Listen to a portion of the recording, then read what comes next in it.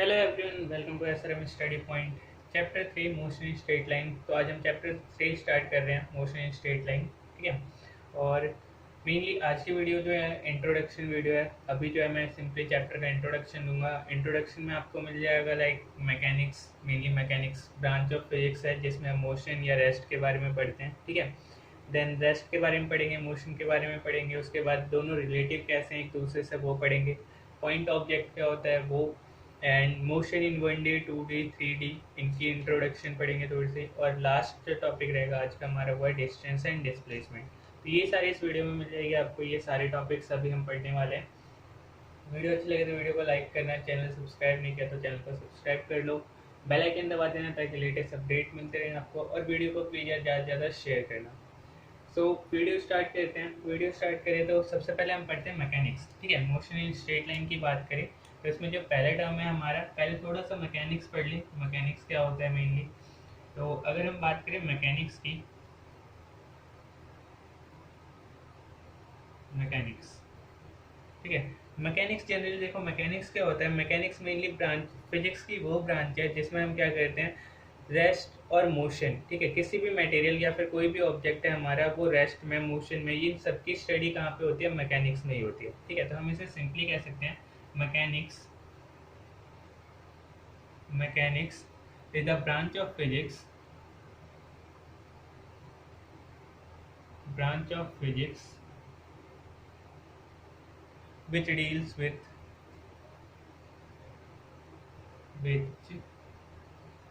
deals with study of rest and motion of material objects। ठीक है। Material objects around us. तो mainly यहाँ से क्या पता चल रहा है हमारा मैकेनिक्स क्या है। मैकेनिक्स मेनली वो ब्रांच है हमारी फिजिक्स की जो स्टडी करते हैं, जिसमें हम किसके बारे में, रेस्ट के बारे में और मोशन के बारे में। ठीक है। अब मैकेनिक्स की बात करें तो इसे हम दो पार्ट्स में डिवाइड कर सकते हैं। मैकेनिक्स को जनरली हम दो पार्ट्स में बांट सकते हैं। एक होता है हमारा स्टैटिक मैकेनिक्स। ठीक है, स्टैटिक मैकेनिक्स। और दूसरा होता है हमारा काइनेमेटिक्स।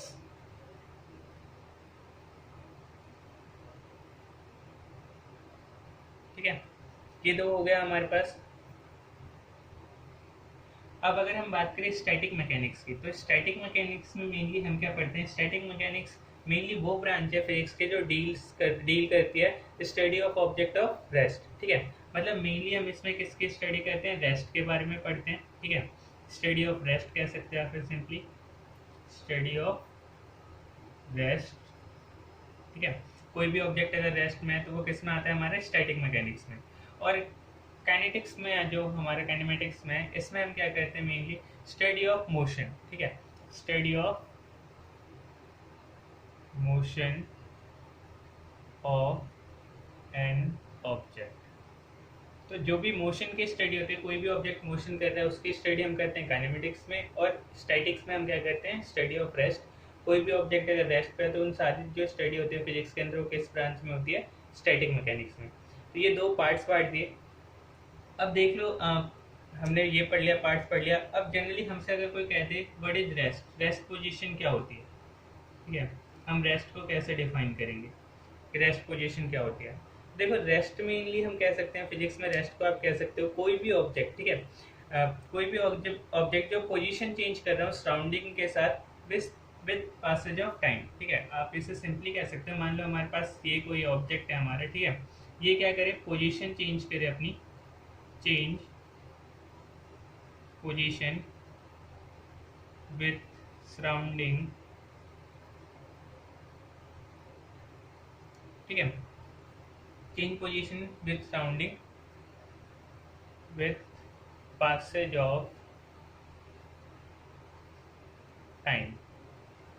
ठीक है। डू नॉट लगा देना क्योंकि रेस्ट की बात में कर रहे हैं। ठीक है, सॉरी।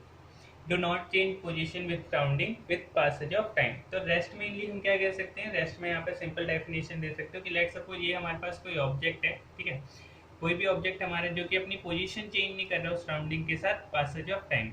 लाइक आप अगर एग्जांपल्स दो, मान लो हमारे पास कोई एक कार है, ठीक है, ये हमारे पास एक कार थी, कहीं भी खड़ी है, मान लो ये ए पोजीशन पे खड़ी है, ठीक है, तो इसके आसपास की जो भी सराउंडिंग है, मान लो यहाँ पे हमने देखा इसे 2 मिनट पहले देखा ये यहीं पे थी, ए पोजीशन पे थी, 4 मिनट बाद देखा जब भी ये कहाँ पर है, ए पोजीशन पे ही है, 6 मिनट बाद देखा जब भी ये कहाँ पर है, हमारे पास ए पोजीशन पे है।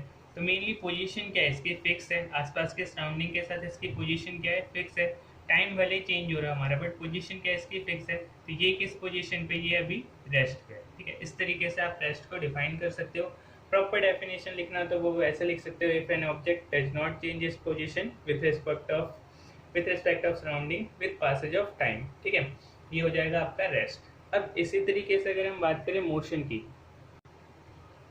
तो मोशन में हम क्या कह सकते हैं, सिंपली मोशन को कैसे डिफाइन कर सकते हैं, सेम जैसे हमने रेस्ट को डिफाइन किया था वैसे ही मोशन को भी डिफाइन कर सकते हैं।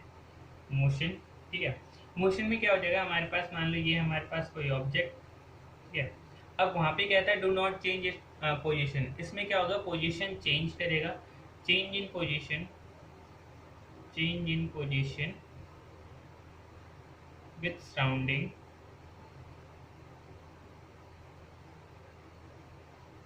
विथ passage ऑफ टाइम, ठीक है, मतलब टाइम के साथ जो भी ऑब्जेक्ट है वो सराउंडिंग में पोजीशन चेंज करता रहे, अपने सराउंडिंग के रिस्पेक्ट में हम कह रहे हैं कि पोजीशन चेंज करता रहे।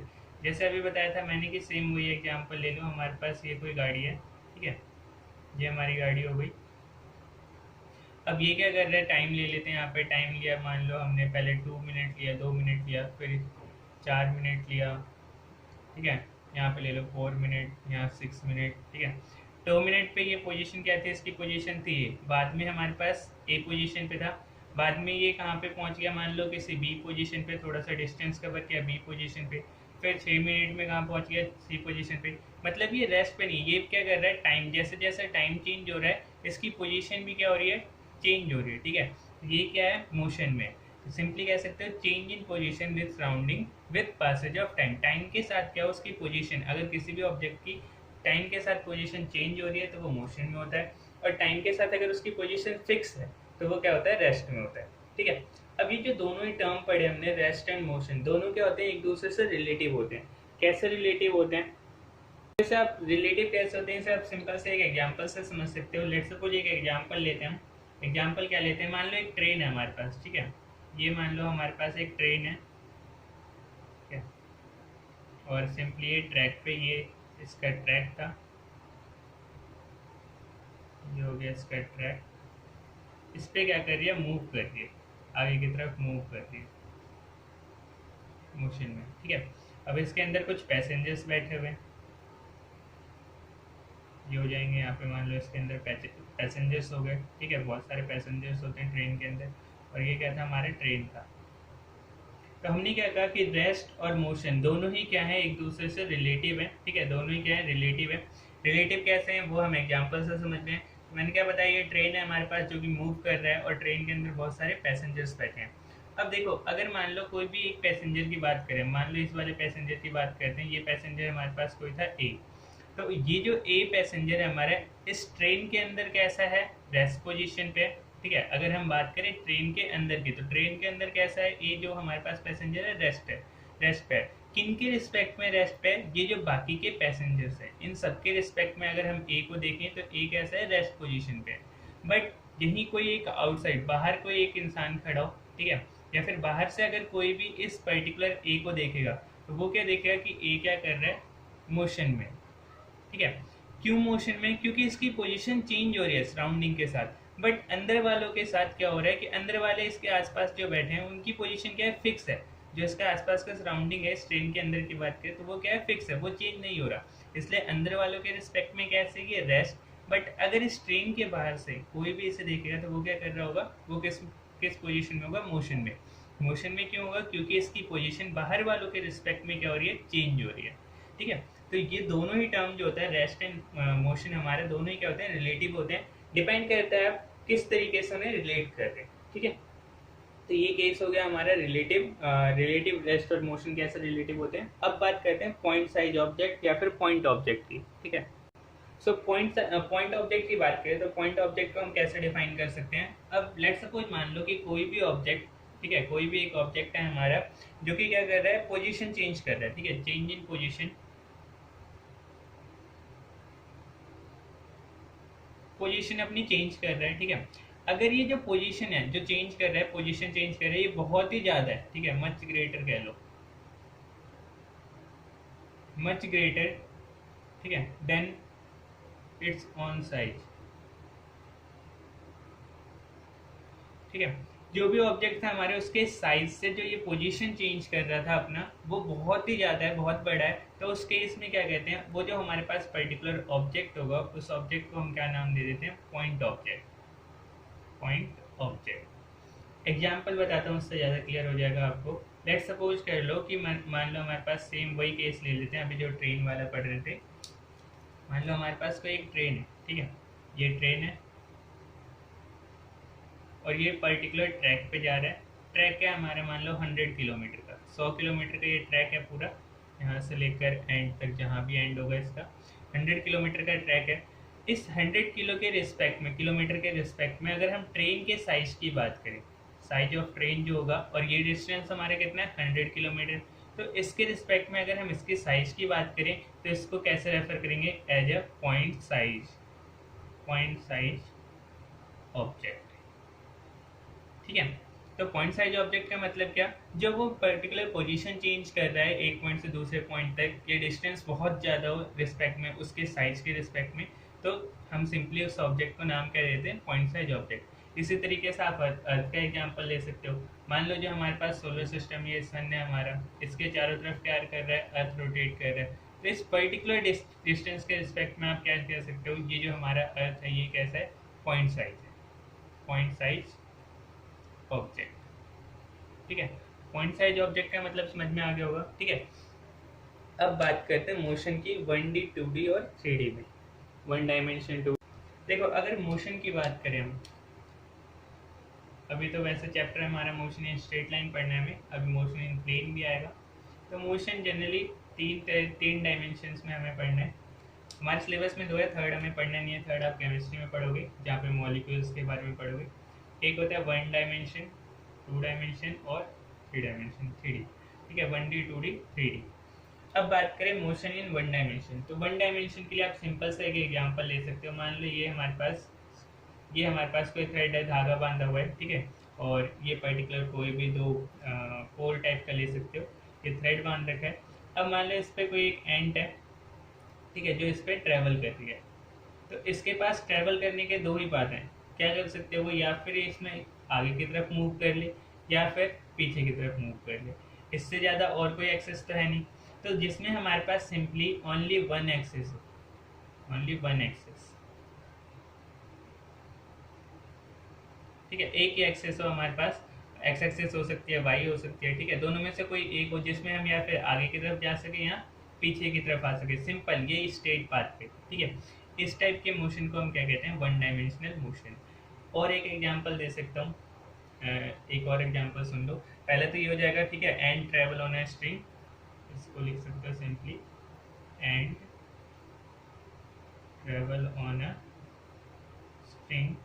एक और एग्जांपल ले सकते हो, अभी जो ट्रैक ट्रैक जब से हम ट्रेन वाला पढ़ रहे हैं तो ये ट्रैक वाला भी ले सकते हो। देखो जो ट्रेन होता है ये भी क्या करता है, इस ट्रैक पे या फिर आगे की तरफ जाए या ट्रैक पे पीछे की तरफ जाए, तो ये भी कैसा होता है, हमारा ये जो मोशन होता है ये भी कैसा होता है, 1 डायमेंशनल मोशन, ठीक है, train moving on a track, ठीक है। तो ये हो गया हमारा 1 डायमेंशनल मोशन। अब अगर हम बात करें 2 डायमेंशनल की, तो 2 डायमेंशनल में क्या होता है, हमारे पास दो एक्सिस होते हैं, एक हो जाएगा हमारा एक्स एक्सिस और एक हो जाएगा वाई एक्सिस, ठीक है। मतलब अभी जो एंट वाला बात कर रहे थे, एंट चाहे तो इस एक्स एक्सिस पे जाए, आगे चले जाए या पीछे चले जाए, या फिर लेफ्ट में जा सकता है और राइट में जा सकता है, ठीक है, मतलब वाई एक्सिस पे जा सकता है और आ सकता है। तो दो एक्सिस होते हैं, या फिर ये आगे पीछे चले जाए या फिर एक्स एक्सिस पे मूव कर ले या फिर वाई एक्सिस पे मूव कर ले। अब बात करते हैं 3 डायमेंशनल की। 3 डायमेंशनल की बात करें तो इसमें जो होता है हमारे पास 3 एक्सेस होते हैं, ठीक है। एक हो गया हमारे पास ये वाई एक्सेस, एक हो गया हमारा एक्स एक्सेस और तीसरा आ जाता है हमारा जेट। ठीक है, इसके लिए आप बेस्ट एग्जांपल ले सकते हो काइट, अभी 15 अगस्त गया, 15 अगस्त गया, कल ही था। ठीक है, तो इसमें आप ले सकते हो सिंपली काइट को जो फ्लाइंग करते हैं, flying of kite, flying of kite, पतंग उड़ाते हैं। तो पतंग मेनली हमारे पास 3 डायरेक्शन है, आगे भी मूव कर सकते हो, पीछे भी जा सकते हैं, लेफ्ट राइट, और तीसरी डायमेंशन कौन सी आ सकती है, ऊपर भी जा सकते हो और नीचे भी खींच सकते हो पतंग को। ठीक है, तो उसमें वो जो थर्ड डायमेंशन आई ऊपर और नीचे वाली, वो हो गई उसकी थर्ड डायमेंशन, तो वो 3D मोशन होते हैं इस टाइप के। ठीक है, फ्लाइंग ऑफ काइट ले सकते हो, या फिर कोई भी एरोप्लेन उड़ता है तो ट्रैक पे देखा होगा, आगे जा सकता है, ट्रैक पे पीछे आ सकता है, लेफ्ट जा सकता है, राइट जा सकता है, वो वाई एक्सेस हो गई उसकी। और तीसरी जो एक्सेस आई वो ऊपर की तरफ मूव कर सकता है। ठीक है, मतलब ऊपर मूव करता है या फिर नीचे आ सकता है, तो वो हो गई उसकी तीसरी एक्सेस, 3 डायमेंशनल मोशन। हमें मेनली हमारे सिलेबस में 1 डायमेंशनल, 2 डायमेंशनल, इन पे न्यूमेरिकल्स मिलेंगे, 3 डायमेंशनल नहीं है हमारे अभी सिलेबस में। ठीक है, तो ये हो गया हमारा motion 1 dimensional, 2 dimensional, 3 dimensional. Last topic अब देखते हैं डिस्टेंस एंड डिस्प्लेसमेंट, और थोड़ा सा इंपॉर्टेंट है ये डिस्टेंस एंड डिस्प्लेसमेंट, बाकी इतना इंपॉर्टेंट नहीं था। तो अभी देखते हैं डिस्टेंस एंड डिस्प्लेसमेंट। सो ये जो टॉपिक है हमारा डिस्टेंस एंड डिस्प्लेसमेंट, ये आपने 9th में ही पढ़ा होगा, 9th क्लास में मोशन वाले चैप्टर में था, सेम यही था डिस्टेंस एंड डिस्प्लेसमेंट। देखो डिस्टेंस एंड डिस्प्लेसमेंट की अगर बात करें तो एक पहले छोटा सा एग्जांपल देख लो, उसके बाद फिर पर्टिकुलर इसमें डिफरेंस बताता हूँ। ठीक है, लेट्स सपोज मान लो हमारे पास कोई 2 पॉइंट है, ये हो गया हमारा point A, initial point, initial point. ठीक है, और कोई ये यहाँ पे हमारा है बी पॉइंट, फाइनल पॉइंट। ठीक है, इनिशियल पॉइंट हो गया हमारा ए एंड फाइनल पॉइंट हो गया हमारा बी। अब मान लो ए पॉइंट से हमें बी पॉइंट पे जाना है, तो हमारे पास ए पॉइंट से बी पॉइंट जाने के लिए मान लो 3 रास्ते हैं हमारे पास। एक तो सीधा डायरेक्टली ये वाला पॉइंट, इससे चले जाओ। ठीक है, दूसरा हमारे पास कुछ इस तरीके से जाता है, ये हो गया हमारा दूसरा रास्ता, और तीसरा रास्ता कुछ इस तरीके से घूम के ऐसे जाता है। ठीक है, ये 3 रास्ते हैं हमारे पास। इनका नाम देना हो तो नाम दे सकते हो आप, मान लो अल्फ़ा बीटा गामा दे दो, ये हो गया अल्फ़ा, ये हो गया बीटा, और ये हो गया गामा। ठीक है, तो हमारे पास 3 रास्ते थे, अल्फ़ा बीटा गामा। तो ए पॉइंट से फाइनली हमारे पास कहाँ पे जाना है, फाइनल पॉइंट क्या है हमारा बी पॉइंट, तो ए से हमें बी पे ट्रेवल करना है, जिसके ट्रेवल करने के लिए हमारे पास 3 रास्ते हैं। हम चाहे तो ए से जा सकते हैं, चाहे तो बी से चले जाएं, या फिर चाहे तो ये पर्टिकुलर अल्फ़ा, फिर अल्फ़ा से जा सकते हैं, बीटा से जा सकते हैं, या फिर गामा से जा सकते हैं। अब देखो जब भी बात करते हैं हम डिस्टेंस की, ठीक है, तो डिस्टेंस की बात करें हम, पहला जो हमारा वर्ड है डिस्टेंस, तो डिस्टेंस हमारा, और इधर लिख लेते हैं डिस्प्लेसमेंट। ठीक है, तो अगर मैं बात करूँ डिस्टेंस की, तो इसमें अल्फा वाला जो पाथ है ये भी क्या आएगा, डिस्टेंस में ही आएगा। बीटा वाला जो है ये भी किस में आएगा, डिस्टेंस में ही आएगा। और गामा वाला जो है ये भी किस में आएगा, डिस्टेंस में आएगा। डिस्टेंस का मतलब क्या होता है, डिस्टेंस मतलब होता है actual path covered by body. ठीक है, आप इसे सिंपली डिफाइन कर सकते हो, actual path covered by object या फिर बॉडी कह लो। ठीक है, फ्रॉम या फिर between initial and final point. ठीक है, actual point covered by body between initial and final point, वो क्या कहलाता है हमारा डिस्टेंस। तो देखो अगर इस वाले पाथ से जाएंगे तो ये भी हम कुछ ना कुछ डिस्टेंस ही कवर करेंगे, एक्चुअल पाथ इसका ये वाला हो जाएगा।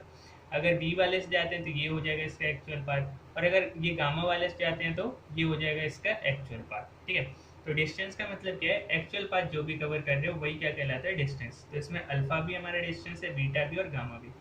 बट जहाँ पे वर्ड आ गया हमारा डिस्प्लेसमेंट, ठीक है, अगर वर्ड आपका चेंज कर दिया जाए और वर्ड क्या आ जाए डिस्प्लेसमेंट, तो इसमें जो डिस्प्लेसमेंट है वो ओनली क्या है, बीटा। ठीक है, अल्फा आपका डिस्प्लेसमेंट नहीं है, गामा आपका डिस्प्लेसमेंट नहीं है, डिस्प्लेसमेंट क्या ओनली बीटा। डिस्प्लेसमेंट का मतलब क्या होता है, डिस्प्लेसमेंट मतलब होता है shortest path between initial and final point. ठीक है, जो 2 पॉइंट ले रखे हैं हमने, ये पहला डिफरेंस हो जाएगा हमारा, ए और बी, इनके बीच का जो शॉर्टेस्ट पाथ होगा, शॉर्टेस्ट पाथ कौन सा है, यही वाला हो सकता है हमारा बी वाला। ठीक है, तो बीटा क्या है हमारे पास, डिस्प्लेसमेंट, और अल्फा बीटा गामा ये क्या है हमारा, डिस्टेंस। पहला पॉइंट आ गया होगा समझ में। अब दूसरे पॉइंट की बात करते हैं। डिस्टेंस जो होता है हमारा, ये ऑलवेज क्या होता है, पॉजिटिव। ठीक है, ना तो आपका नेगेटिव हो सकता है ना ही जीरो हो सकता है। कभी सुने नेगेटिव में वो डिस्टेंस अगर कितना भी कम करोगे तो डिस्टेंस आएगा किसमें, पॉजिटिव में ही आएगा। अगर कुछ भी पाथ कवर कर रहे हो पॉइंट में ही हो, 0.00 समथिंग, तो वो किस में आएगा, ऑलवेज पॉजिटिव में आएगा। डिस्टेंस कभी जीरो नहीं हो सकता, अगर जीरो है तो वो रेस्ट पोजीशन पे है, ठीक है, और माइनस में जाने की कोई चांस नहीं है। बट डिस्प्लेसमेंट की बात करें, डिस्प्लेसमेंट हमारा, डिस्प्लेसमेंट ये पॉजिटिव भी हो सकता है आपका, नेगेटिव भी हो सकता है और जीरो भी हो सकता है, ठीक है।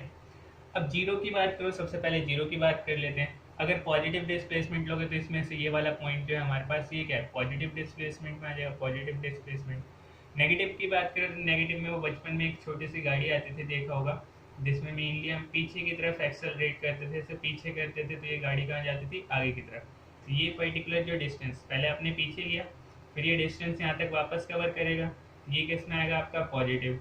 इस पॉइंट पे हो गया ये आपका जीरो, और इसके बाद जितना भी कवर कर रहा है ये सब किस में आएगा, नेगेटिव में, ठीक है।